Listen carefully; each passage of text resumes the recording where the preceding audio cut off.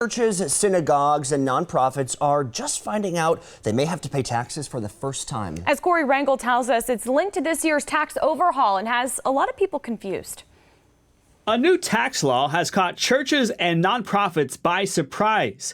As part of the Republicans' Tax Cut and Jobs Act, churches, synagogues, and nonprofits would be required to start paying a new tax, mainly on transportation perks provided to employees, like parking or commuting benefits, like a bus or subway pass. If a church has a parking lot, the pastor pulls up at the church office because the church wants them to have office hours, then for the church then to be taxed on the parking space that the pastor is occupying, it doesn't make any sense at all. According to Politico, the 21% tax could add up to tens of thousands of dollars a year for some. Churches do a lot to serve their communities, and anything that takes money away from the budget for community service that means less will be able to be offered. In just the past week, nearly 900 organizations have signed a petition to urge Congress to get rid of the tax.